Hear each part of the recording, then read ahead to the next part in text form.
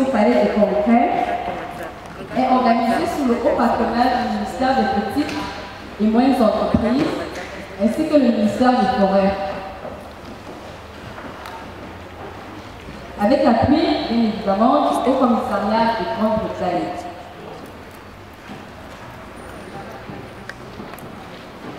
Et également le programme UEFAO-FLEC. Très important à nous pour oublier. Donc déjà l'occasion pour nous de remercier tous les partenaires au développement qui ont permis que cet événement puisse avoir le jour. Alors l'objectif de ce salon ici, rappelons-le, c'est de mettre en valeur le potentiel du secteur pour la structuration des petites et moyennes entreprises à partir de l'utilisation du bois d'origine légale. Et par la suite également faire un plaidoyer pour une fiscalité adaptée et une meilleure structuration et dynamiser le marché. Ça, c'est l'un des objectifs de ce salon. Et au cours des 4-5 jours qui vont suivre, il y aura plusieurs thématiques, notamment celle d'aujourd'hui, comme je disais, c'est femmes et métiers du bois. Nous aurons ensuite la promotion du marché domestique, au marché intérieur du bois, avec du bois légal. Nous aurons une thématique sur les changements climatiques, entre autres.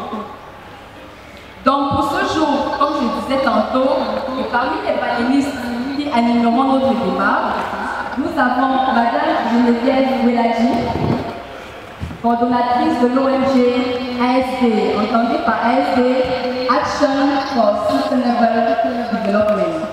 Alors elle nous fera une présentation que vous voyez déjà sur le tableau, l'écran, Femmes dans le secteur informel du bois, pour à peu près une dizaine, une quinzaine de minutes.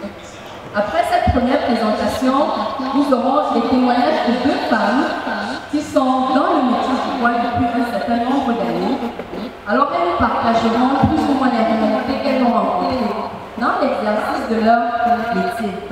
Alors je vais vous présenter d'abord ici Madame Marie-Julie Ngon, au milieu, qui œuvre dans le domaine de la sculpture du bois et également dans la transformation en objet d'art.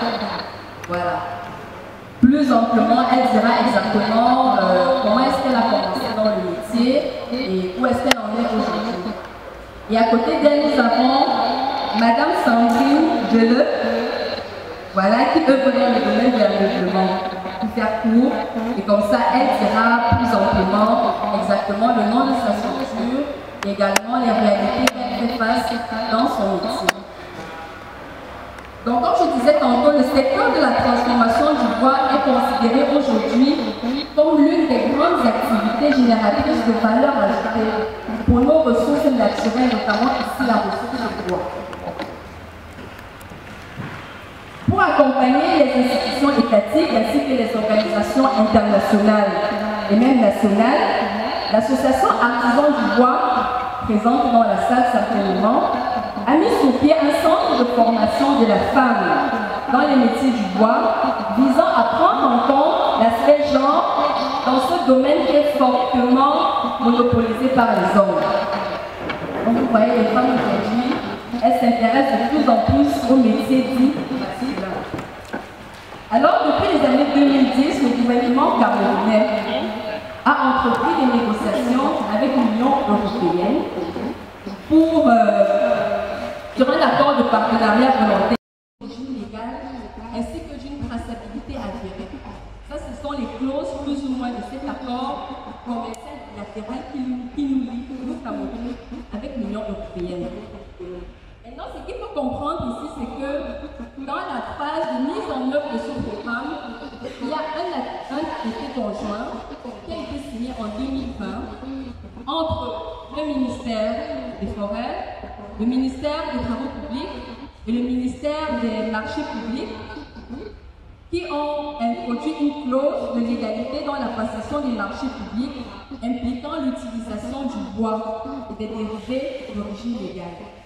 Donc vous voyez, un accord comme celui-là aujourd'hui est dans sa phase de mise en œuvre et dans ce salon ici, il est question justement de prévoir ce bois d'origine légale partant de cette disposition légale qui qui ont débuté depuis les années 2010 à ce jour.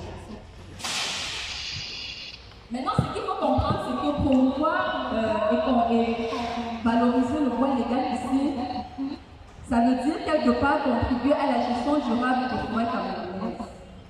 Quand on parle de gestion durable des forêts camerounaises, ici on entend lutter contre l'exploitation illégale, lutter contre la déforestation et la dégradation des paysages forestiers.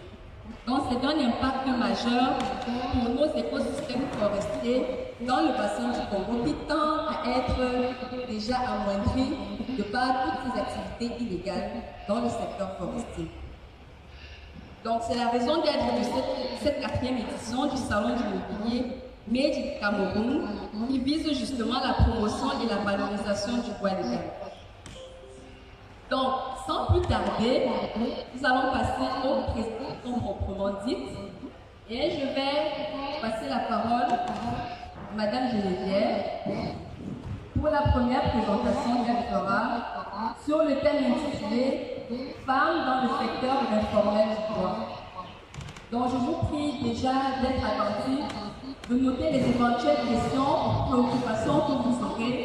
Et après les témoignages des 2 autres collègues, nous pourrons avoir une séance d'échange et de débat relatif à ce qui aura été dit. Merci.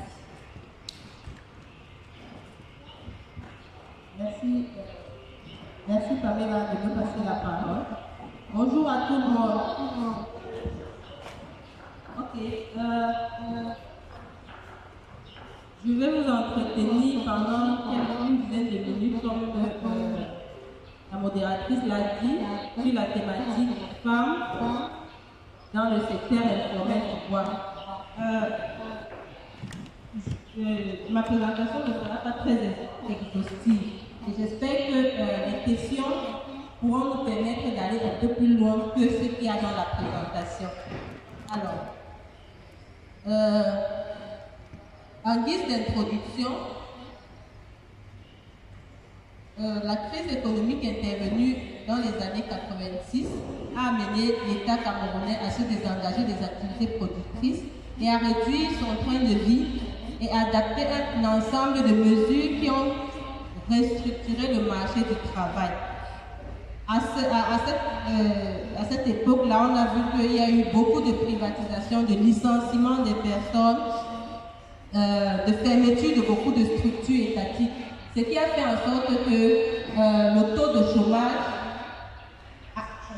galope de plus en plus, allant de 6% en 1976 à 24,6% en 1993 et puis à 30% aux années 2001. Et certainement maintenant, je n'ai pas eu les chiffres actuels, on est certainement au-delà. Et tout ceci a fait en sorte que les offres de travail, face à cette montée de chômage et en l'absence d'une politique d'indemnisation des chômeurs, a été de développer des activités de suivi, notamment le secteur informel.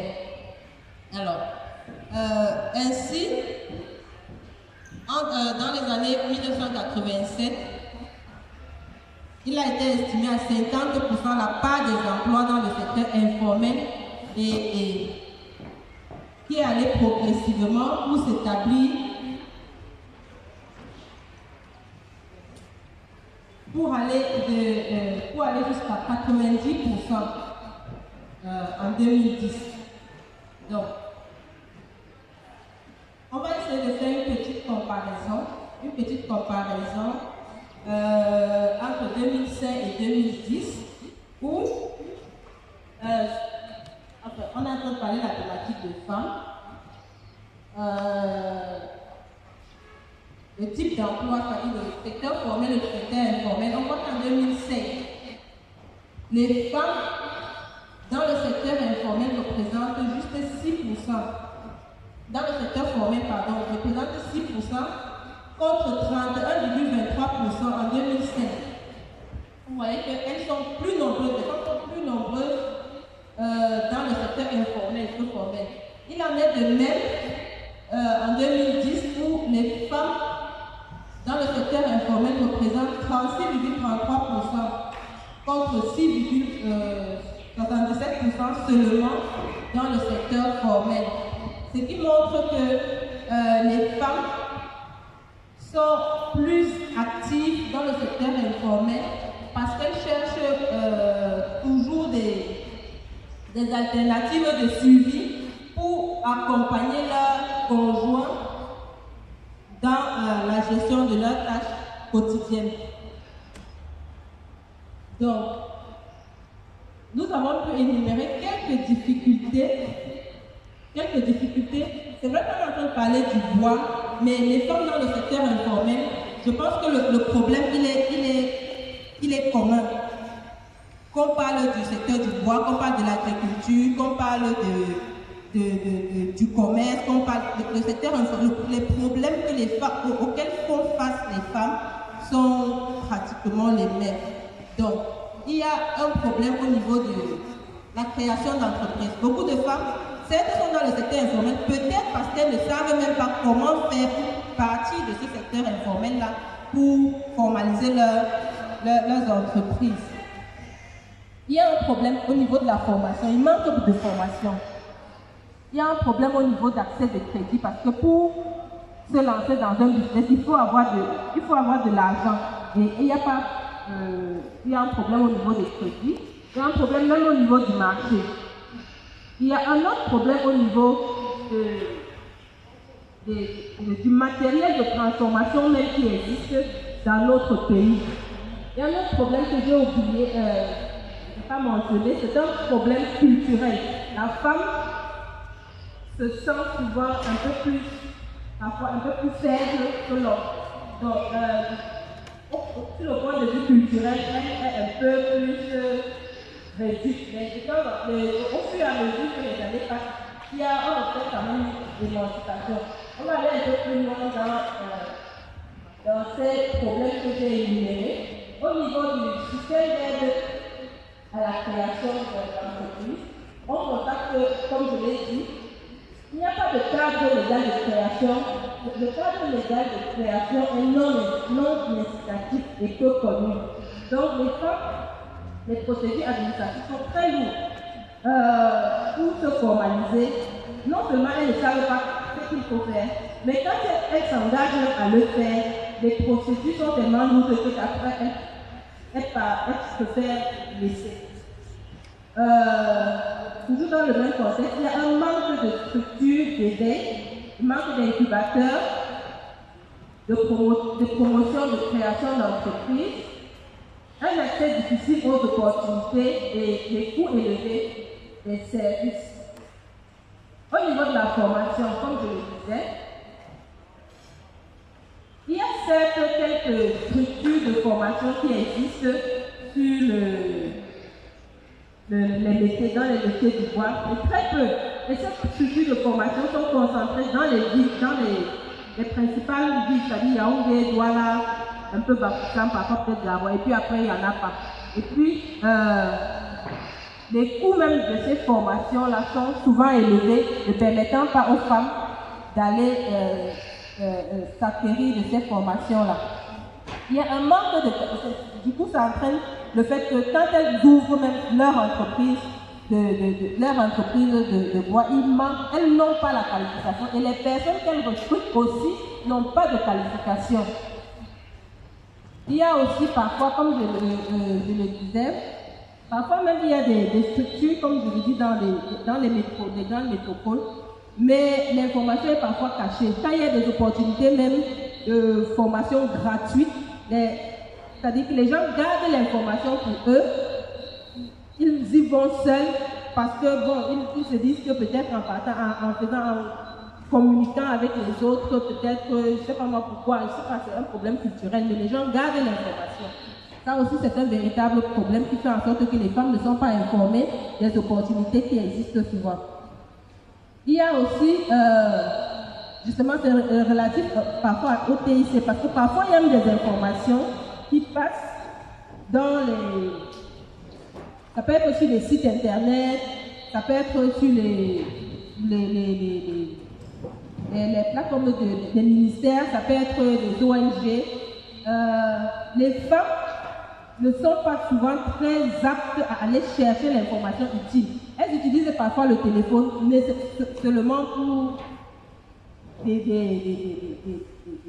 à des fins, pas de recherche, quoi. Donc, sur l'autre aspect, l'accès au crédit. Ça, c'est un véritable problème pour les femmes. Parce que pour accéder au crédit, il faut avoir rempli beaucoup de conditions. Et les femmes sont souvent discriminées lorsqu'elles vont chercher des crédits. Pourquoi? Peut-être parce que les garanties que les microfinances demandent sont souvent très lourdes et elles préfèrent abandonner. Parfois, il y a une insuffisance même de ces structures-là qui peuvent leur accorder un peu de crédit. Du coup, il y a un véritable problème au niveau de l'accès au financement.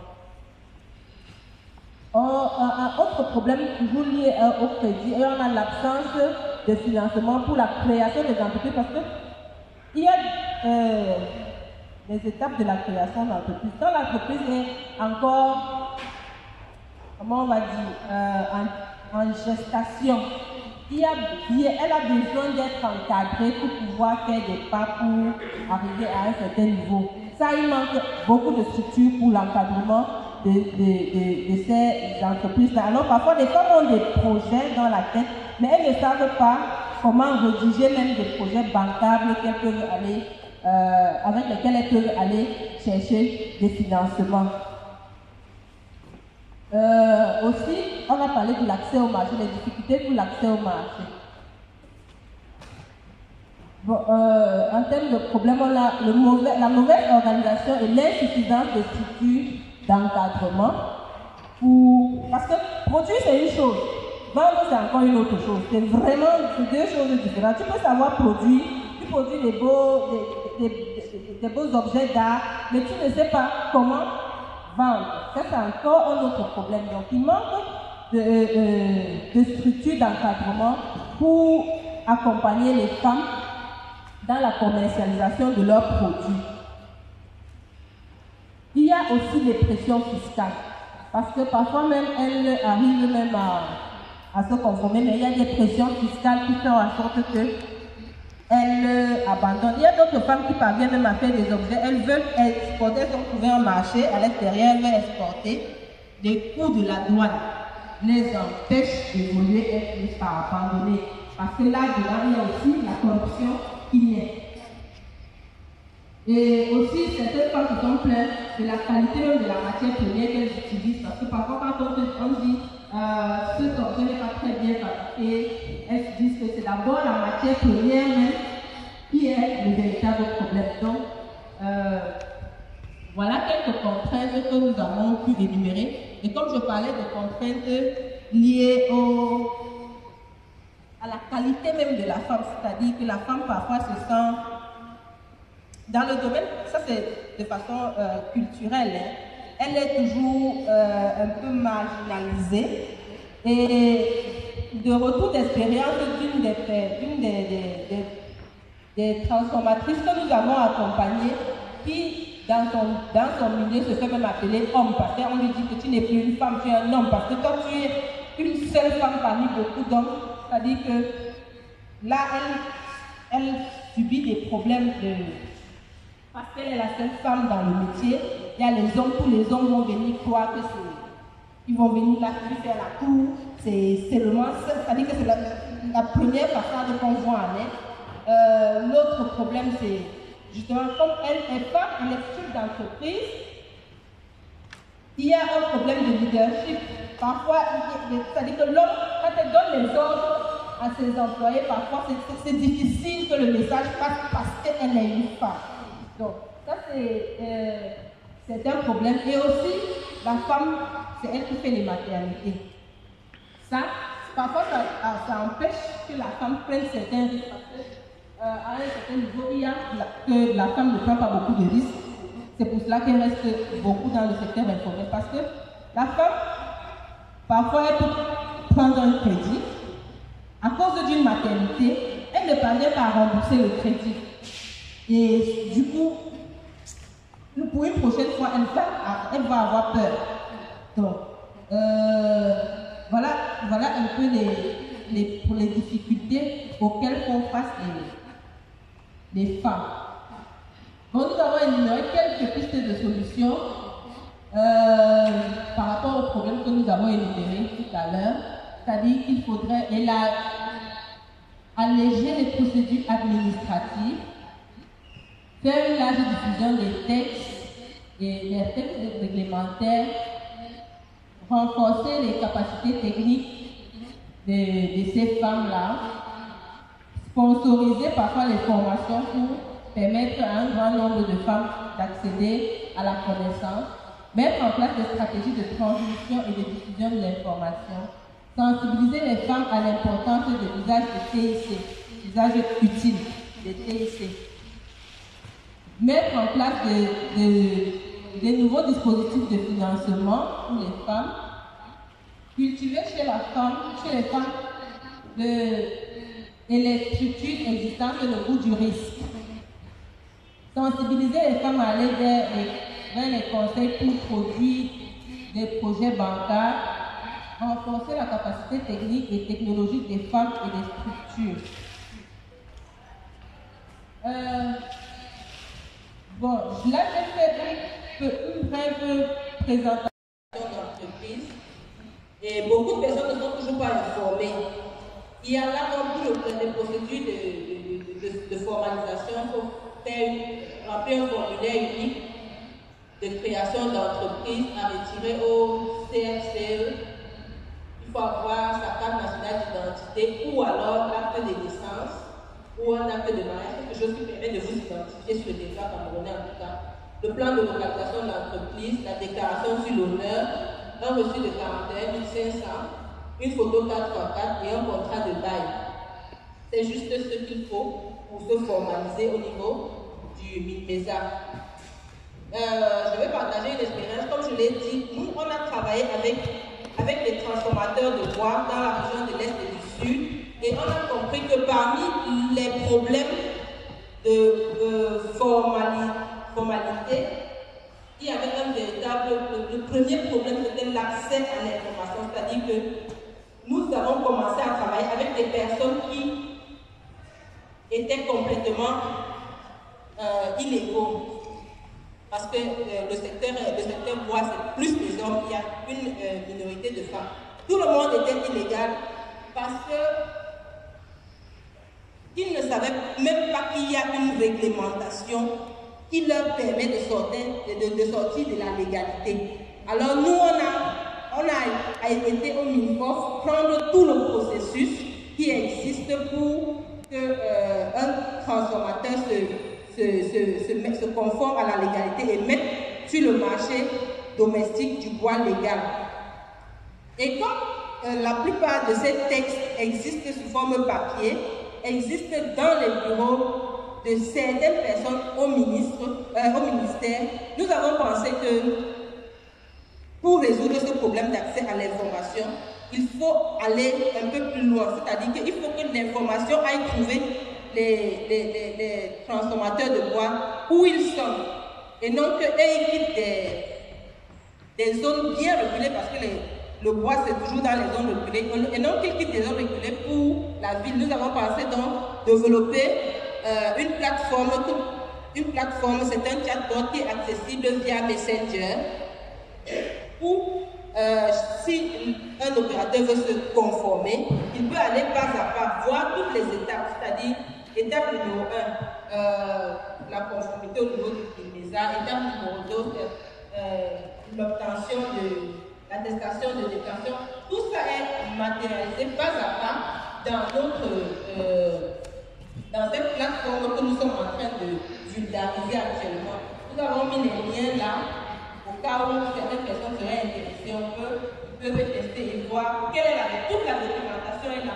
C'est vrai que pour l'instant, la documentation que nous avons mis à ce niveau, c'est la documentation, quelques documents d'obtention de la formalisation au niveau du MINMESA et les procédures au niveau du MINFOF.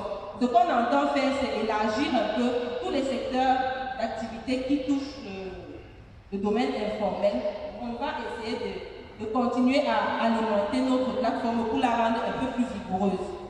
Alors, sur ce, je vous remercie pour votre débat.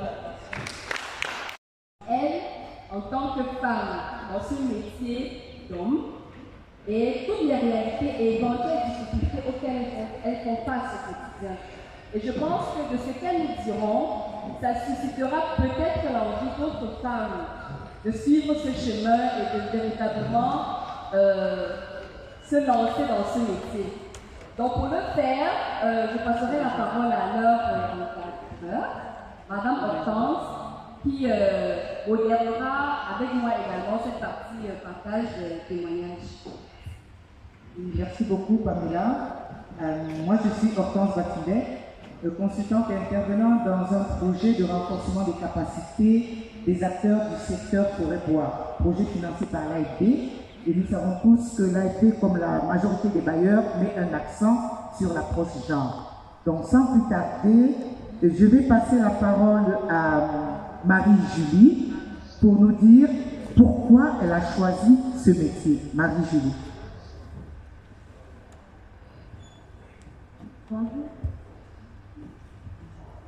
Bonjour à tous. Merci déjà de m'avoir passé la parole. Bon, pourquoi avoir choisi ce métier? Je dirais que parfois je suis envie de dire que c'est le métier qui m'a choisi, mais ce n'est pas évident. Parce que c'est un processus qui s'est passé très rapidement. C'est par le biais d'un ami que j'ai pu entrer dans le domaine du bois. Parce qu'il avait, je me rappelle, il se baladait en route avec l'instrument que j'ai su valoriser aujourd'hui, appelé la harpe. Puis je l'ai interpellé que, mais monsieur, qu'est-ce que vous avez à moi là? Ça m'intéresse bien, où est-ce qu'on fabrique cet instrument? C'est en ce moment-là qu'il m'a fait entrer dans le métier. C'est pas un long parcours, c'est vrai. Au début, j'étais très frustrée parce qu'il n'y avait pas de femme dans le métier, il n'y avait pas de femme dans l'atelier. Puis je me disais au milieu des hommes, la honte, et puis lorsque tu es avec des hommes, tu es, comme Madame disait tantôt, marginalisé parfois. On ne te considère pas véritablement comme ça se voit. Donc c'est comme ça que je suis entrée dans le domaine petit à petit, parce qu'il m'encourageait vraiment beaucoup et il voyait mon enthousiasme, vraiment mon enthousiasme, mon envie de pouvoir sculpter quelque chose, de pouvoir fabriquer quelque chose, parce que je suis sculpteur, en fait, dans la transformation du bois, donc j'ai une façon de le voir en quelque sorte. Donc c'est comme ça que je suis entrée. Question sur cette question de pourquoi ce métier.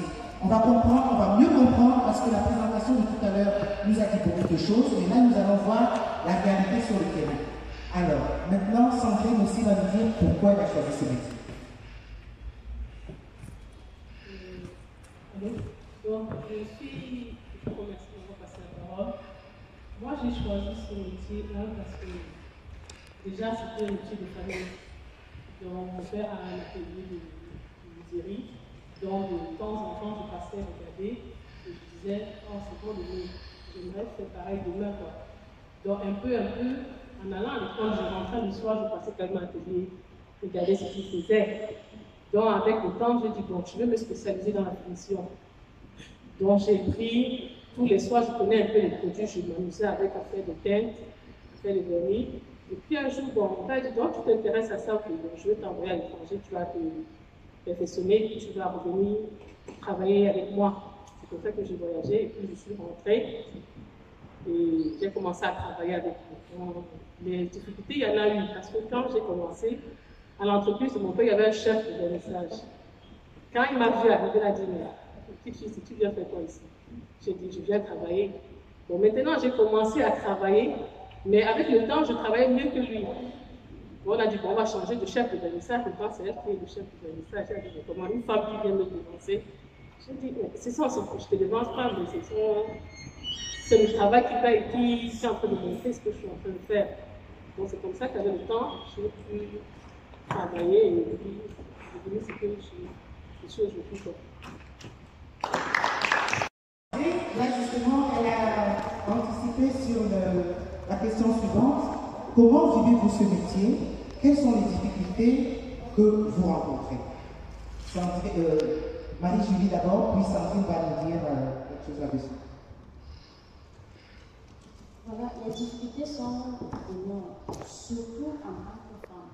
Lorsqu'on se retrouve dans un domaine où il y a des hommes qui travaillent sur ça, c'est pas évident. Imaginez vous travaillez, c'est-à-dire vous commencez le matin avec le travail, le soir vous finissez, et puis le soir, tout le monde se retrouve dans le c'est toi qui vas faire le ménage. Pourquoi? Parce que vous êtes une femme. Donc ce n'est pas évident. Mais ce n'est pas évident, mais la chose à retenir, c'est que lorsqu'on veut pouvoir lorsqu'on veut s'imposer, il faudrait faire ce qu'ils n'ont pas l'habitude de faire. C'est-à-dire, si eux, ils ont l'habitude de fabriquer peut-être ce stylo comme ça, toi, tu vas fabriquer le même stylo, mais tu vas mettre quelque chose de plus dans ce stylo. C'est ça qui va faire en sorte que tu puisses t'imposer dans le domaine. Donc, c'est comme ça que ça a commencé de mon côté. C'est comme ça que j'ai commencé à résoudre les difficultés petit à petit. C'est un peu ça. Moi, c'est un peu le même problème que je rencontrais parce que quand on finit de travailler, il faut aller la payer. Donc, malgré le fait que tu sois performant, tu vas quand même travailler parce que tu dois faire le ménage parce que tu es une femme. Donc, même si tu as quelque âge, on va te dire que c'est parce que tu es une femme. Donc, tout le temps, il fallait faire une petite tâche pour montrer que c'est ton travail. Donc, tu faisais, mais comme elle a dit, maintenant, sur le niveau du travail que je fais du bon, je suis une femme, mais je trouve de pas à ce niveau. Je fais mieux que vous. Donc, c'est un peu ça. Des parcours différents, nous avons à peu près les mêmes difficultés. Alors, à présent, que pourrez-vous dire aux jeunes filles, aux jeunes qui veulent s'intégrer dans ce métier? Ces difficultés empêchent-elles les femmes de s'y aventurer? Bon, avant toute chose, j'aimerais d'abord dire aux femmes d'intégrer l'esprit du virginisme. De quitter à l'époque où la femme ne servait qu'à faire des enfants, le ménage et tout. Mais le métier du bois n'est pas que l'apanage des hommes. Les femmes peuvent s'y mettre. Mais comment pouvoir s'y mettre dans ce domaine-là? Il faut déjà avoir le courage, il faut déjà avoir la détermination, il faut déjà avoir cette volonté. Lorsqu'on a tous ces éléments-là, facilement, on y travaille sans pouvoir regarder les moqueries, les injures, tout ça. Donc, allez entrer dans les centres de formation, faites-vous former, et là, vous allez découvrir le génie, le talent qui se cache en vous. Et là, vous pourrez être à la tête d'une entreprise. Donc, c'est le conseil que je donne. Donc, venez découvrir et vous verrez par la suite les mêmes règles.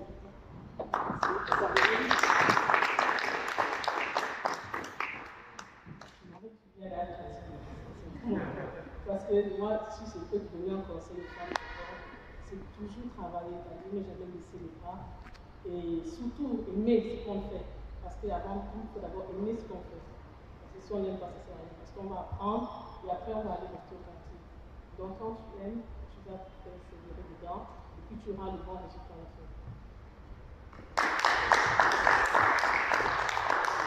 Merci beaucoup. Adieu aux jeunes femmes qui veulent s'intégrer dans le secteur de la transformation du bois, aimer son métier, travailler beaucoup, persévérer, être courageuse. Alors pour finir, Marie, Julie et Sandrine, qu'attendez-vous, qu'espérez-vous des différents appuis, des différents partenaires de développement? Comment vous voyez demain? Déjà, je veux dire à ces partenaires de nous laisser nous exprimer par notre savoir-faire, qui nous laisse agir et nous verrons la suite. Donc, on laisse agir parce qu'on n'a pas dit qu'ils doivent nous faire confiance. Parce que lorsque la femme se sent en sécurité, lorsque se sent, je vais dire ça comment, moi, je ne sais pas si je veux le dire, mais lorsqu'elle se sent valorisée, elle va travailler plus. Donc, ces gens nous fassent confiance, qu'ils nous mettent en action. Qu'ils nous mettent en action et ils verront ce qu'on va faire par la vie. En ce qui concerne notre domaine, nous avons besoin simplement de machines. Parce que la femme, il faut la force, il faut la donner la structure, c'est un domaine qui demande beaucoup de physique. Et lorsqu'on travaille avec le temps qui finit par faner un peu en ce qui concerne les femmes. Mais par notre part, on leur demande de nous appuyer financièrement avec des machines qui pourront nous faire réaliser des objets parfaits et à temps. Parce que c'est un domaine qui dérange souvent aussi. Lorsqu'on ne parvient pas à satisfaire les clients à temps, ça dérange aussi. Donc, c'est un peu ça.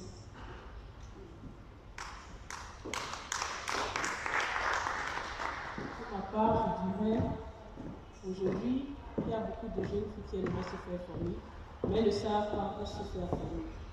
Pour ma part, je dis, si aujourd'hui j'avais des fonds, j'ouvrais une entreprise qui serait seulement là pour former des femmes pour faire le métier de finition.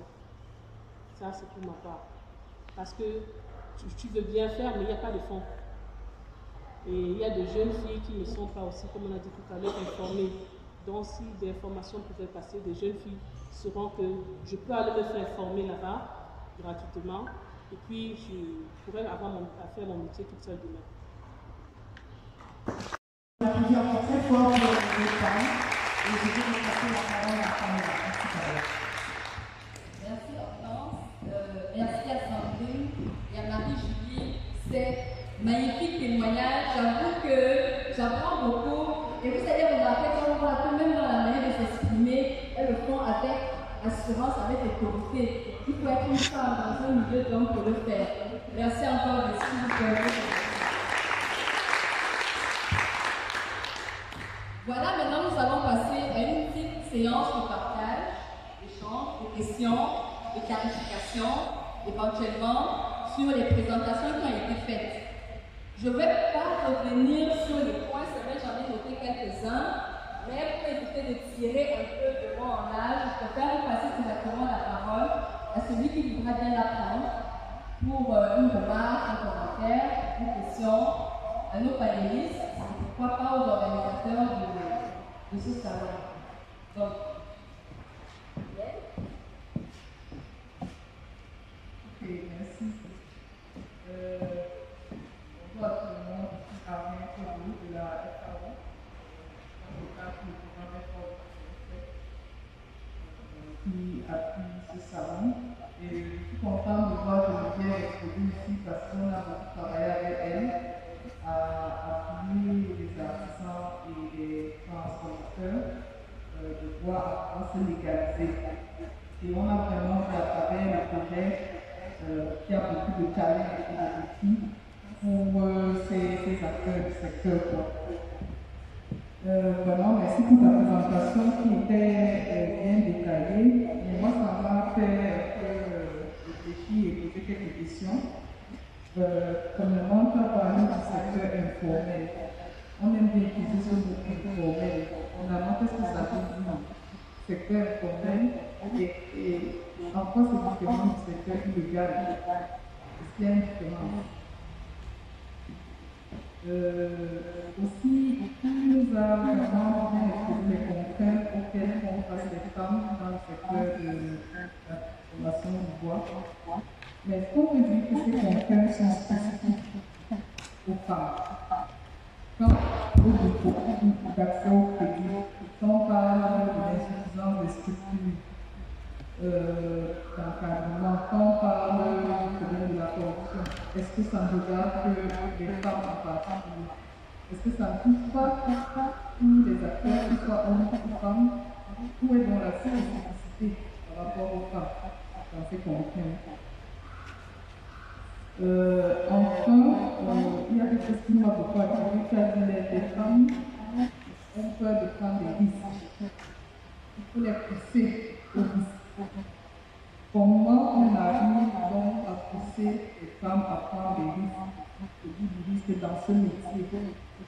Et surtout en aval, en amont, comment est-ce qu'on s'assure que ce risque qu'elle apprend sera payant? Donc voilà mes quelques questions, merci. Je pense que Sandrine ou bien Marie-Julie pourront également apporter un plus aux éléments de réponse. Merci Ariel pour les questions. En fait, illégal, illégal. C'est vrai qu'on utilise dans le formation, on parle plus d'illégal. Mais ces personnes qui travaillent dans l'illégalité, là, sont tous dans le secteur informel. Donc, quand tu arrives à se formaliser, à remplir les critères relatifs à la réglementation en vigueur selon chaque administration publique, il passe de l'informel au formel. Parce que pour avoir même les chiffres de l'informel, il faut faire trop d'études. Parce qu'il faut creuser, il faut aller faire, comment on va dire, c'est vraiment caché, ce qui est caché, qui entre dans l'informel. Et si c'est informel, c'est pratiquement illicite, c'est illégal.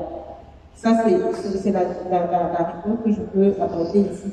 Mais maintenant, les contraintes, c'est vrai que les contraintes que j'ai relevées sont, pour certaines contraintes, ce sont les mêmes contraintes que les hommes aussi traversent. Mais il y a des contraintes, c'est-à-dire qu'au niveau de la femme, ça se vit un peu différemment. C'est-à-dire que, par exemple, quand on prend l'accès au crédit, les deux sexes ont des difficultés d'accéder au crédit. Mais il est plus facile à un banquier de croire qu'un homme rembourserait le crédit par rapport à une femme. Parce que la femme, on va lui demander plus de garanties. Parce qu'on a peur qu'elle ne va pas venir rembourser. On sait que l'homme, il se bat comme un lion, il peut couler ici, il prend ici, il rembourse là, il prend là, il rembourse. On a peur de la femme, parce que la femme, elle est parfois méticuleuse, parfois elle-même craint d'aller prendre, parce qu'elle craint aussi de rembourser. Quand elle regarde ses charges, si à tel moment, si je ne vais pas prendre maintenant le crédit et que je suis enceinte et après je ne peux pas, j'accouche, je fais des mois à la maison, comment je fais pour rembourser?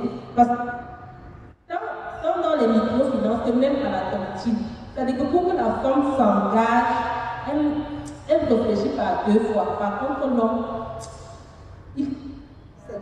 c'est un peu ça le goût du risque, c'est-à-dire qu'il essaye, ça sort comme ça sort. Si ça bouge ses mains, il cherche le plan B. Par contre, la femme, elle est plus méticuleuse. Mais, comme la plupart du temps, ce sont les hommes qui sont dans ces structures qui octroient des financements, ils ne se mettent, c'est-à-dire qu'ils font plus confiance aux hommes. Mais moi, pour ma part, moi je pense que les femmes sont plus crédibles que les hommes.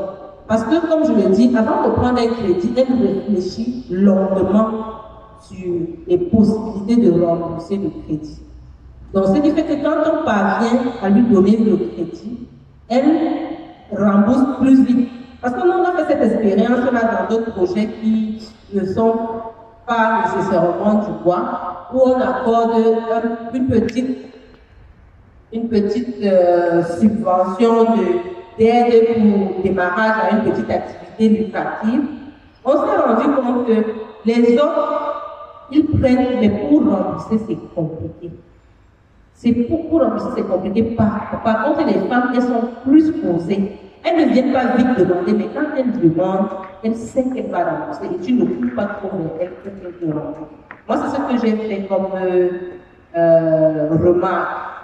Donc, voilà, je pense avoir apporté des éléments de réponse. Je ne sais pas si je donne quelque chose. Pour la première question. Et en ce qui concerne la troisième question, comment on arrive à pousser les femmes au vite? Bon, en ce qui me concerne personnellement, pour le faire y arriver, il faudrait déjà que les femmes se mettent au travail. Moi particulièrement, il faudrait que la femme qui me voit, qu'elle voit comment je suis en train de travailler, comme on a eu à faire, il y avait une phase pratique hier à la télé. Lorsqu'une femme vient trouver une autre femme avec une machine en train de façonner son bois, c'est-à-dire elle aura le goût, elle aura ce plaisir, elle va se dire, oh, voilà une femme qui est en train de travailler, donc ça veut dire que moi-même aussi, je peux le faire. Donc, hormis ça, il faudrait organiser des séminaires un peu comme ce salon. Inviter les femmes. Lorsque les femmes viennent se retrouver dans un endroit comme ça, elles voient des œuvres que les autres ont pu à réaliser, ça les encourage. Donc, c'est un peu comme je dirais, il faudrait une répétition, parce que la femme se sent souvent faible. Or, elle confond la faiblesse à la délicatesse, parce que la femme n'est pas faible, elle est délicate. Et si peut-être si je touche ça, je pourrais... Non, c'est pas ça. Ce n'est pas ça. Il faudrait que les femmes enlèvent cet esprit de faiblesse-là en soi-même et qu'elles se mettent au travail. Pour y arriver, il faudrait que, comme artisan féminin, Madame Apollo, comme elle le fait déjà aujourd'hui, ça encourage beaucoup de femmes. Lorsqu'on voit, elle passe dans les émissions à la télé, elle parle du salon, elle parle de ci, elle parle de ça. Les femmes, ça éveille quelque chose à l'intérieur de la femme. Donc, c'est ce qu'il faudrait faire, parler, reparler et se mettre également en action. C'est dans ce moment-là qu'on pourra attirer plusieurs femmes à faire le métier. Donc, il n'y a pas de risque à courir dedans. Je vais ajouter quelque chose encore, parce que ça me revient avec l'une des femmes que nous avons accompagnées quand elle partageait son expérience. Il faut dire que le risque, il n'y a pas beaucoup de femmes qui ont le goût du risque. C'est-à-dire que quand tu vois une femme prendre le risque de faire quelque chose qui est plus un secteur où il n'y a que des hommes, elle essaye d'abord de transcender. Elle essaye d'abord de transcender ce niveau de femme dans sa tête. C'est-à-dire qu'elle enlève le fait que je suis une femme. Parce que quand cette dame nous a partagé dans la nuit, c'est-à-dire qu'il faut se lever à 1h du matin, aller chercher le bois jusqu'à 3h, 4h. Il faut d'abord que toi-même, c'est-à-dire que tu commences à mettre dans ta tête que tu dois traverser beaucoup d'étapes.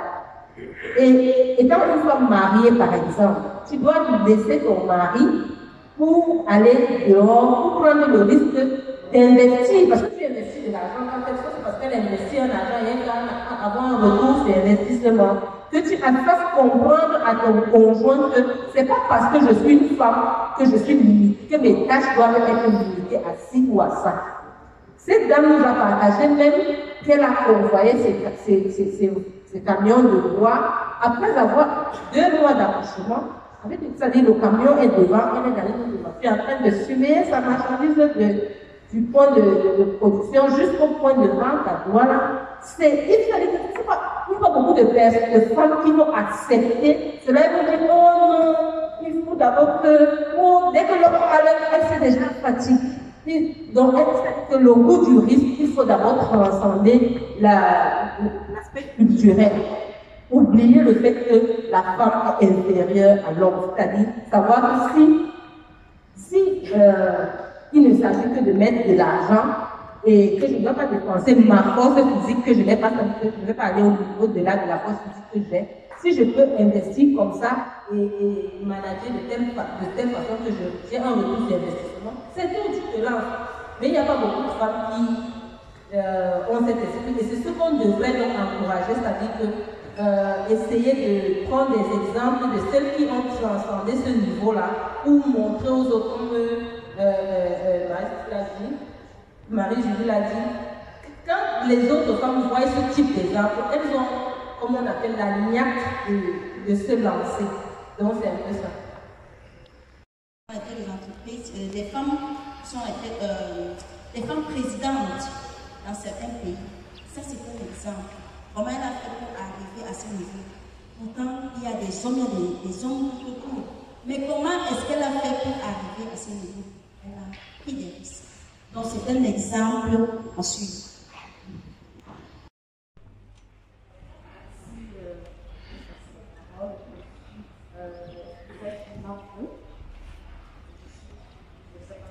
J'ai déjà fait beaucoup de métiers dans ma vie. Et je suis encore dans la douane. Voilà. J'ai travaillé avec un transfert. Bon, ma question va aller directement à ma soeur. Cette cambière, excusez-moi, pas pour les génétiques. Voilà. Tout à l'heure, vous avez relevé comme je vous imposez, quand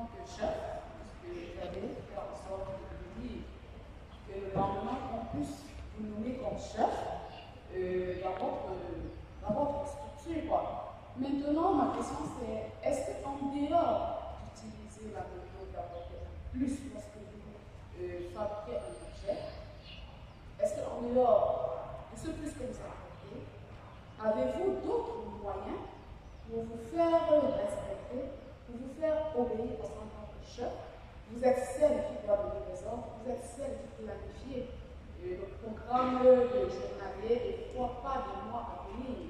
C'est-à-dire que vous êtes appelé à organiser des réunions, à entendre, écouter les autres pour savoir comment réorganiser, comment propulser la structure en avant. Donc, je dis un peu, et à côté, est-ce que ce n'est pas le fait d'avoir été votre fille, la fille de papa, par exemple, je parle de est-ce que ce n'est pas le fait d'avoir été la fille de papa qui fait en sorte que quelquefois vous obtenez obéissance ou alors respect de vos Je vais vous dire un peu dans sa situation de la fille, du patron, de la structure. Bon, je vais commencer par la fin parce que c'est la question que j'ai le plus soutenue. Pour organiser le travail, c'est tout ici, on va faire. La suite du patron, non, ça n'a pas toujours été le cas. Parce que mon père nous a été éduqué qu'on est d'abord des travailleurs, pas ses enfants. Donc, on avait 8 heures de travail. Si tu manquais 1 heure de travail, même moi, je me coupais les heures. Si j'ai manqué 10 heures, on va me couper 10 heures. Donc, c'était vraiment pas ça. Parce que mon père nous a éduqué vraiment. Donc, ce qui fait que moi, d'abord, j'aimais le métier. On n'avait même pas besoin de me dire descends travailler. Avec l'amour que j'avais pour le métier, j'arrivais avant tout le monde, je partais après tout le monde. Parce que je sentais que c'était mon affaire. Je voulais montrer mes capacités en fait. Donc j'avais quelque chose à prouver en tant que femme. Donc tous ceux qui étaient autour de moi, c'était des hommes, j'étais la seule femme. J'ai dit bon, je vais déjà montrer ce que je sais faire et déjà prouver à mon père que j'aime ce métier, que je peux le faire. Donc moi c'était comme un défi d'abord. Et après, les gens ont vu que j'aimais ce métier, ils ont commencé à me donner mon respect. Donc, monsieur, le truc n'en fait pas de truc. Et pour organiser le travail, quand le chef est parti, du moment où tu arrives le premier, tu sais au moins déjà tout ce qu'il y a à faire dans la journée. Tu programmes et puis à la fin de la journée, si ce n'est pas fait comme tu essaies de finir, c'est qu'il a été programmé et puis la journée est finie.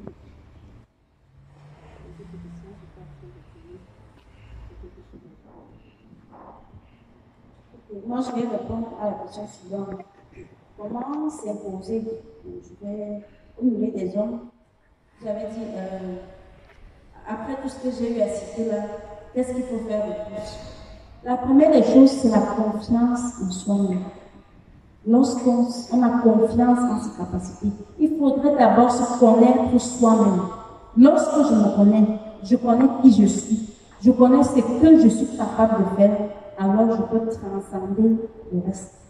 Donc c'est un peu ça, c'est clair à ce niveau. Donc se retrouver au milieu des hommes, c'est se connaître déjà soi-même. Lorsque tu te connais soi-même, lorsque tu te retrouves dans ce milieu-là, aucun homme ne peut t'effrayer. Certes, il y a des hommes influents, oui, mais on va simplement ajouter à la suite les premiers propos que j'ai eu à dire qu'il faut faire un peu plus de ce que ces hommes-là font. Il faut ajouter ton surplus dans ce que tu fais. Et puis, là, tu pourras t'imposer facilement. Mais la première des choses, un gros caractère, c'est de se faire confiance, se connaître soi-même.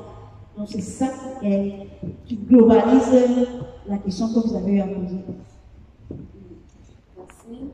À Sandrine et à Marie-Julie. Merci. Moi, c'est Madame Fournicon. Je suis en tant que entrepreneur, mais je représente mon entrepreneur qui est une dame.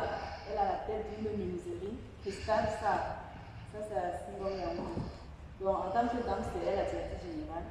Et, mis à part moi, elle est la seule femme de la structure. Elle travaille avec les enfants. Et ce n'est pas du tout facile. Donc, lorsqu'on pose la question, comment faire pour s'imposer, je peux essayer de répondre un peu à cette question-là. S'imposer ici en tant que chef, ce n'est pas dire qu'on doit rivaliser avec les hommes, non. Nous sommes tous des êtres humains, nous sommes des coéquipiers où on doit travailler en collaboration. l'éducation pour évoluer. Mais pour s'imposer, pour ne pas être minimisé, je ne sais pas si c'est le mot, excusez-moi, par les hommes, il faut déjà organiser le travail. Et puis, il faut apprendre à connaître, s'imprégner des différentes tâches que constitue la menuiserie, puisqu'on y est. Oui. Lorsque vous sortez un planning pour l'avenir, vous confiez des tâches, il faut le suivi. Ça veut dire que vous devez apprendre à maîtriser un peu. Quand l'exécution ne correspond pas, vous devez avoir l'œil pour discerner. Et tout gentiment, vous devez attirer, même discrètement, l'attention de la personne sur la faute qu'il est en train de commettre. Oui. Mais si vous le refaites, si vous ne remarquez pas cela, ils vont commencer à jongler. Et puis, on va savoir que non, c'est là les bonheurs. Et puis, c'est comme ça que vous perdez votre autorité. C'est pas qu'on va venir dire, je suis votre femme, je suis une femme, et puis je suis le directeur. Non, non, c'est pas ça. Il faut aller d'être humain à être humain. Oui. Et le plus madame a dit qu'il faut apporter à sa touche. Bon, ça peut aider, mais parfois les hommes aussi peuvent apporter une touche qui est au-dessus d'une autre. Voilà. Donc, la femme doit tout s'imposer en tant que chef. Elle ne doit pas se laisser taquiner, n'importe comment, les hommes aiment bien ça. Oui, elle doit rester dans sa posture de responsable, oui, de leader, de coordonner, comment dirais-je, dans le respect de l'être humain. Pas pour rivaliser les hommes, ça je tiens à le rappeler. Oui, les hommes n'aiment pas ça, c'est pas d'ailleurs normal. Elle n'est pas là pour rivaliser les hommes, mais pour mener à bien une tâche qui va profiter à toute la structure. Ok, d'accord. Pour les hommes. Je vous remercie de me passer la parole. Je suis Madame Atanganadel. Je suis là pour les PFNL, mais je suis d'abord présidente du réseau de femmes. Je voulais un peu rentrer en arrière sur l'implication des femmes dans ce métier. Je voulais dire que il faut aller aussi dans nos coutumes. Vous savez que dans nos coutumes ici en Afrique et dans la région du centre en particulier, on a mis dans nos têtes que ce ne sont que les hommes qui peuvent faire ci, ce ne sont que les femmes qui peuvent faire ça. Comme nous venons des zones de reculées, vous allez voir que, par exemple, pour le concours d'entrée en 6e ou au CETIC, les parents qui font les dossiers aux enfants, c'est eux qui choisissent les métiers. Donc, à la jeune fille, on va lui dire, tu vas faire couture, tu vas faire ESF. Il va faire le dossier pour demander cela. Alors que le même métier est fait par les hommes. Par exemple, la couture, on a plein. Si on voit même le pourcentage, parfois les hommes font plus la couture que les femmes. Mais quand il faudrait aller faire, par exemple, menuiserie ou maçonnerie, on va dire c'est l'homme qui va le faire.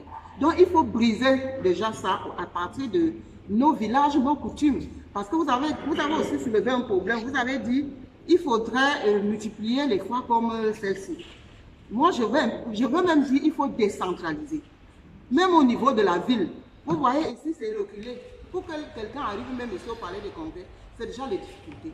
Si on transposait ça, par exemple, vers un marché, où on pourrait avoir une place avec beaucoup plus de public, tout le monde, une plus grande population pourrait voir ce que nos filles font là depuis hier et seraient intéressées.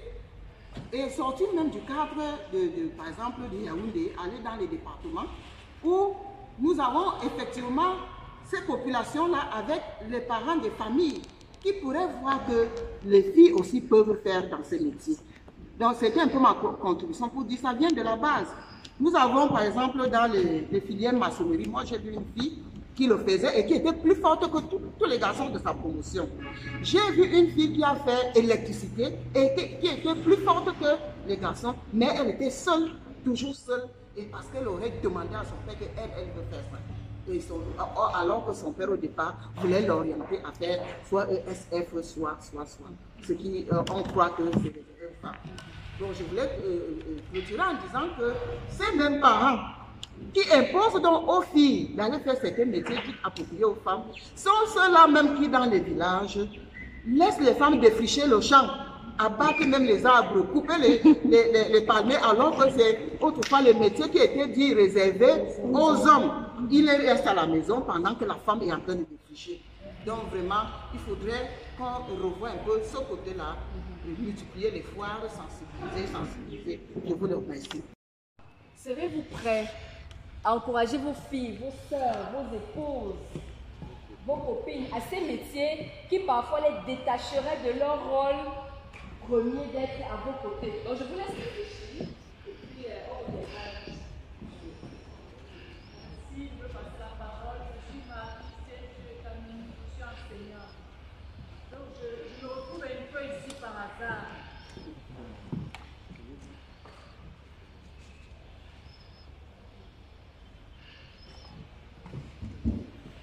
Oui, je me retrouve ici un peu par hasard.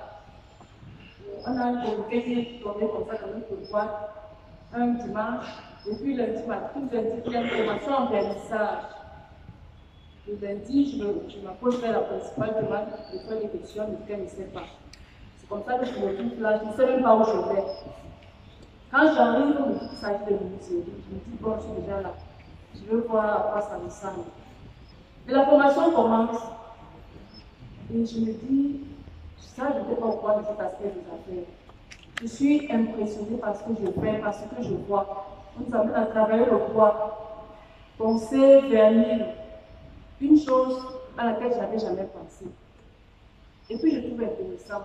Tout de suite à côté, je me rends compte qu'il y a une femme sculpteur. Je me dis, tiens, je n'avais jamais imaginé quelque chose pareil. Et effectivement, elle nous apporte des objets qu'elle a fabriqués. Et elle n'est pas la seule, une autre aussi. Je n'en reviens pas. Quand je sors de là, je suis complètement bouleversée. Et quand nous avons un stage, j'arrive sur le sol boucher, je trouve des meubles de notre genre, tellement bien travaillés. Je me pose, je suis sortie de là complètement transformée. Je me suis dit, je suis en retard. C'est clair, je suis en retard. Il y a des choses qui m'échappent. Et pour ajouter de l'eau au moulin de la dame qui vient de parler, il ne faut même pas seulement travailler dans les marchés. Venez dans les écoles. Venez montrer à nos filles ce que vous faites. Je suis sûre qu'on va rencontrer beaucoup de filles qui sont en ligne jusque-là. J'arrive ici au salon, je trouve des bijoux d'un autre genre, je vois des meubles, je me demande. J'ai dit, je suis en retard, je sens qu'il y a une partie de ma vie que je n'avais pas suffisamment exprimée. Et ça va dans tous les sens dans ma tête. Je regarde les meubles, je regarde les bijoux, je regarde, je me dis, allez, venez dans nos écoles. Venez à l'école avec ces femmes. Venez montrer aux filles, sans même parler, vous n'aurez pas besoin de faire des discours. Elles vont vous suivre. Marginalisation, ce sont les mots. Moi, je me dis, on n'est plus à ce niveau-là. Où les femmes ont peur de faire ci, ou bien les femmes doivent rassurer leur mari, puisqu'elles doivent mettre la main à la pâte. Quand une femme doit déjà mettre la main à la pâte, le monsieur, il se range. Alors, venez dans nos écoles, venez apprendre, venez montrer ce que les femmes peuvent faire. Elles sont capables de sortir d'elles-mêmes. Elles sont capables de faire des bonnes choses. Elles n'ont pas l'information. Voyez-moi, elles n'ont pas l'information. Je me suis amusée cette année à leur dire que normalement, après le bac, les filles comme les garçons doivent être indépendants. Ils doivent être capables au moins de payer eux-mêmes leur argent de taxi, d'acheter un jean qui leur plaît, une paire de chaussures qui leur plaît. Ce n'est plus la tâche des parents. Ils m'ont demandé comment ça peut se faire. Je leur ai dit, en même temps que vous venez à l'école, vous pouvez apprendre des métiers qui vont faire que d'ici 3 ans, vous serez capable de vous prendre en main. Et même si vous allez à l'université, vous saurez faire quelque chose de nouveau.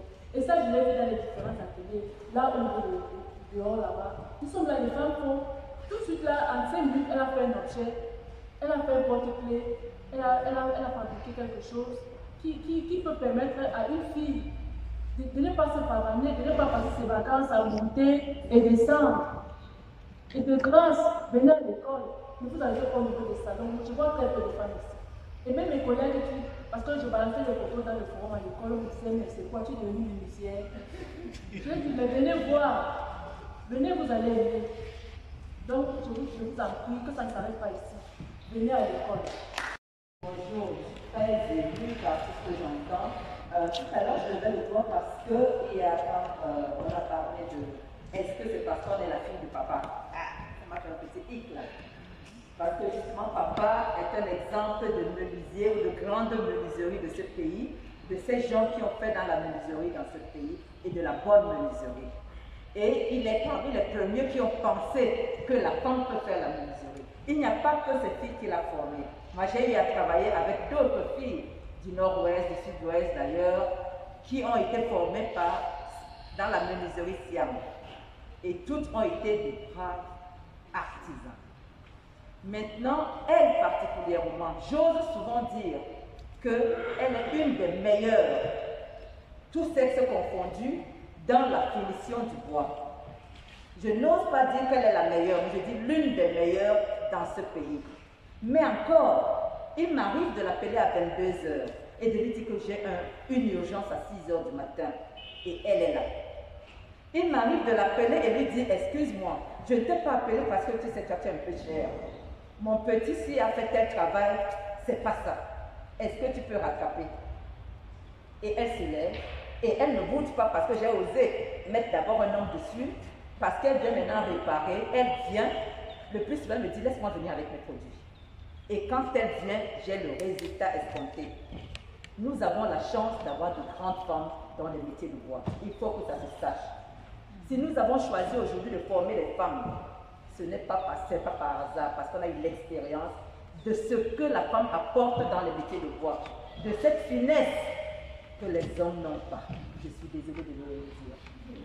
Et quand j'ai connu elle, je la connais, la définition depuis une vingtaine d'années, qu'elle est dans le métier, qui malgré les déboires, il y a des hauts et des bas dans ce métier, comme dans beaucoup de métiers sûrement, elle n'a pas abandonné. Malgré les maternités, le mariage, elle n'a pas abandonné. Marie-Julie, je la connais depuis peu. Et elle est pour moi l'autre exemple de la personne qui travaille très bien, mais qui en même temps n'a pas caché son côté féminin. Oh, elle met sa blouse, elle travaille et après elle est toute coquette. Et pour nous qui nous laissons un peu aller, ça fait plaisir de savoir qu'on peut travailler le bois et rester coquette. Mais en même temps, vous les voyez, que ce soit la plus jeune, que ce soit la plus âgée, c'est des femmes fermes, déterminées, des femmes qui s'imposent tout en souriant. Ah, c'est pas parce que je l'ai appelé que c'est moi qui paye, que j'ose demander ceci et cela, madame Apoko. Voilà comment je dois travailler et c'est ainsi. Et je respecte cela. Donc vraiment, c'est des femmes formidables que vous avez devant vous. Je ne parle pas de Geneviève. Je ne parle pas de Geneviève. Et l'accompagnement qu'elle nous apporte, Geneviève, ce qu'elle reçoit de la FAO, nous mangeons à notre niveau aussi un peu de cela. Elle n'est pas celle que quand elle a eu... Non, quand nous organisons des formations, elle vient, elle apporte quelque chose. Vraiment, ASD peut vous accompagner en. Et c'est comme ça que nous recevons à travers elle l'appui de FAO aussi. Donc c'est très bien. Et la petite, c'est formidable ce qu'elle vient de dire, très encourageant. Nous avons un peu ces projets. Nous avons les projets, nous pensons qu'il faut sortir de la ville de Yaoundé, que nos formations ne doivent pas s'arrêter dans la ville de Yaoundé. Nous comptons par exemple en octobre, si les moyens nous le permettent, d'aller dans la zone de Yarassi. Nous avons des projets dans les zones forestières, encourager des personnes, des jeunes garçons et filles, à travailler, à récupérer les produits de bois de la zone, les transformer, et ils n'auront plus de raison de quitter leur village. Parce qu'ils peuvent gagner de l'argent tout en étant dans leur village d'origine. On aimerait le faire. Si les moyens nous le permettent, vous allez nous voir régulièrement dans tous les villages, là où vous nous inviterez. Merci. Bonjour à tous. Moi, c'est en même temps que dans mon métier. Ce que je veux dire, c'est que très souvent, dans la logique des choses, on a l'impression qu'on oppose l'homme à la femme. Alors, c'est pas ça, on a parlé du XXe siècle. On est dans une logique où on doit se compléter. On n'est plus dans la logique, peut-être les médias activent souvent cette vision des choses. Mais qu'est-ce qui a que moi j'aille apprendre quelque chose chez une femme pour être davantage meilleure ou vice-versa? Il n'y a aucun problème. Maintenant, je prends l'exemple que vous avez dit, la question que vous avez posée d'abord. Pourquoi est-ce qu'un homme pourrait encourager sa femme ou bien sa fille? Pourquoi il y a des enfants qui font bail ensemble? Moi, je pense que faire du bail ensemble, c'est plus difficile que faire de la menuiserie. Si il y a des femmes dans mon compte, il y a trop peu d'hommes qui font cette activité. Vous les voyez très tôt, à minuit, elles sont là, elles portent des bagages, il faut déposer. Parfois, vous partez dans les marchés, quand vous rentrez très tard, vous les voyez, elles sont là, elles dorment. Après, le matin, elles vendent. Est-ce que c'est plus compliqué que faire de la menuiserie? Et moi, je pense que la menuiserie, c'est beaucoup plus quand il s'agit de la manutention. C'est là où on dépense un peu plus d'énergie. Mais si une femme est motivée à le faire, moi, je ne vois aucun inconvénient. Et pour ma petite expérience, ce qui m'a motivé à faire la menuiserie, peut-être, on ne sait pas, c'est un meuble de Madame Mapoko au centre artisanal il y a de cela pratiquement 6 ans. Je vois bien encore le meuble là, c'était hier, avec des brindilles, le meuble est en serre. J'ai vu le niveau de finition et je me suis dit, bien que je fais la menuiserie, pourquoi ne pas faire cela comme le niveau de finition que je vois. C'est comme ça que je m'investis chaque jour. Et il y a aussi une autre chose qu'on doit comprendre, c'est que on est dans le domaine on est dans un environnement hyper compétitif. Il faut se battre, qu'on soit une femme ou bien qu'on soit un homme, il faut se battre pour être le meilleur, pour avoir une place dans un environnement où l'emploi se fait de plus en plus rare. Donc, qu'on soit femme ou bien qu'on soit homme, si notre activité peut amener un peu pour contribuer à l'évolution de la famille ou bien à l'évolution de l'environnement social dans lequel on est, je ne trouve aucun intérêt de m'y opposer. Maintenant, autre chose que vous avez évoqué, c'est au niveau de la gestion patron parce qu'on est femme. Moi, je pense que l'environnement des menuisiers, c'est un peu comme l'environnement des ouvriers, où on a affaire à tout type de personnalité. Qu'on soit femme ou bien qu'on soit homme, il faut aussi savoir la personne avec qui on travaille. Quelle est la personnalité de la personne qui est sous notre subordination? Comment faire pour lui passer le message? Parce que l'objectif premier, c'est de produire une œuvre de qualité. Alors, comment amener celui-là pour donner le meilleur de lui-même? Donc, moi, je pense que c'est aussi un élément qu'on doit, lorsqu'on coordonne une équipe, qu'on doit mettre en avant. Ok. Merci. Bonjour à tous. Je suis Jérémy Méni, responsable de l'association Une Femme Métier basée à Marois. Je vais donner un point de vue un peu général, partant de ce que les dames ont dit pour aller à la cause de la dame. Je suis enseignante affectée à Marois il y a déjà 3 ans. Ayant fait des études dans le Nozo, c'est-à-dire j'ai vécu la guerre du Nozo. Je quitte du Nozo, on m'affecte aux frontières Cameroun-Nigeria, donc pratiquement à Moussogo, où nous vivons les guerres du Boko Haram. Je suis la seule enseignante femme affectée de là-bas depuis plusieurs années qu'on a créé le lycée. En fait, parlant du coup du risque, en fait, je vais dire que la femme aujourd'hui est celle-là qui porte la société. J'ai rencontré Maman Hélène, j'aime bien l'appeler Maman Hélène, au rond-point mec il y a de cela 4 à 5 ans. Je suis passée, j'ai vu l'affiche artisan féminin et je suis entrée, bien heureusement, je l'ai croisée. Et elle m'a dit, je dis, madame, qu'est-ce que vous faites ici? Elle me dit, on forme les femmes chez nous. Elle me dit, tu peux venir. Donc quand je viens, en fait, je viens pour me faire former. Mais curieusement, quand j'arrive, je me rends compte que je peux ajouter en plus à ce qu'il y a dans ma filles. Donc je me propose donc d'être formatrice, de donner d'autres formations à ces filles, à ces dames. Et c'est comme ça qu'on a travaillé sur 3 à 4 ans. J'arrive à l'extrême nord, je me rends compte que la femme là-bas est très marginalisée. Je me rends compte que la femme à l'extrême nord a un potentiel, je vais dire, outstanding, permettez-moi. Donc, qu'est-ce que je fais? Je me dis, il faudrait donc continuer le qu'on a commencé à Yaoundé, dans l'extrême nord. Je crée dans une association et puis j'essaie de rassembler les femmes. Je me rends compte qu'elles sont meilleures dans le domaine de la tapisserie. qu'elles sont meilleures dans le domaine du mobilier, parce que le mobilier à l'extrême n'est pas pareil. Donc, on utilise des matériaux locaux pour essayer d'en fabriquer. Vu que le bois vient de l'est du Cameroun pour l'extrême nord, donc il y a beaucoup de kilomètres avant que le bois ne parvienne là. Donc, j'aimerais à la fin de ce salon inviter les organisateurs et les partenaires à multiplier des salons comme celui-ci, à faire des salons au niveau régional d'abord, et puis inviter ceux qui pourront être meilleurs ou alors leaders lors de ces salons-là, afin de les regrouper à Yaoundé. Mais que ces salons soient perpétués pour pouvoir entrer en contact avec ceux-là qui ont d'autres expériences, qui ont d'autres matières de travail dans l'ameublement, pas seulement dans l'ameublement, mais également dans les produits forestiers mobiliers, parce que le Grand Nord est vraiment le plafond de ces produits-là. Je vous remercie. Merci de me passer la parole. Je voudrais juste dire ma satisfaction sur les échanges qui ont meublé l'après-présentation.